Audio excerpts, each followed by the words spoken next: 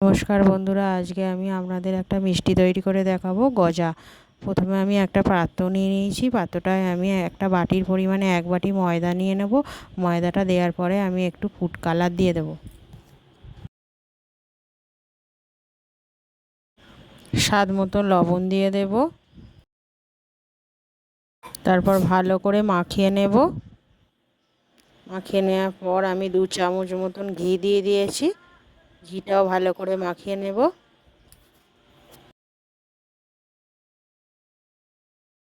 অল্প অল্প জল দিয়ে আমি একটা ময়দার ডো তৈরি করব।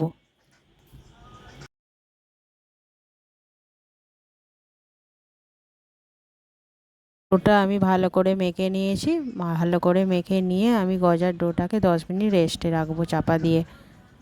তারপর সেই বাটির মাপে আমি 2 বাটি জল দিয়ে দেব।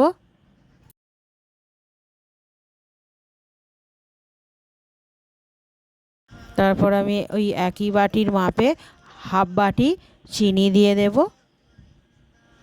চিনিটা দিয়ে ভালো করে সেই জলটাকে ভালো করে ফুটিয়ে নেব।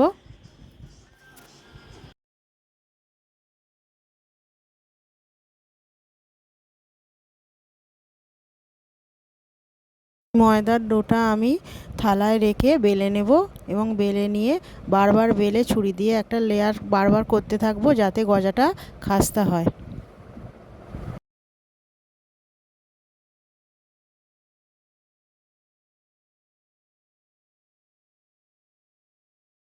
তারপর আমি গজার আকারে শেপ করে পিস পিস করে কেটে নেব।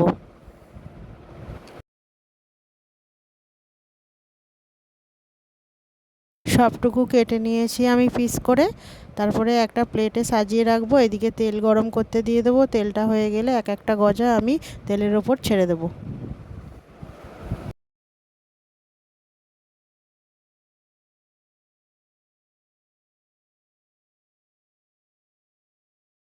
তারপর লাল লাল করে উল্টে পাল্টে আমি গজাগুলো সব ভেজে নেব। এই গজার রেসিপিটা যদি ভালো লেগে থাকে কমেন্ট করে জানাবেন এবং লাইক ও সাবস্ক্রাইব করে দেবেন চ্যানেলটিকে।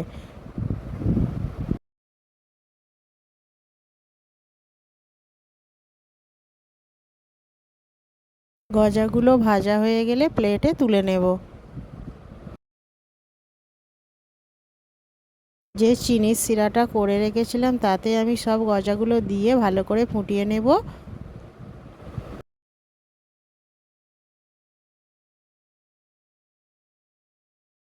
গজার রেসিপিটা আমার রেডি।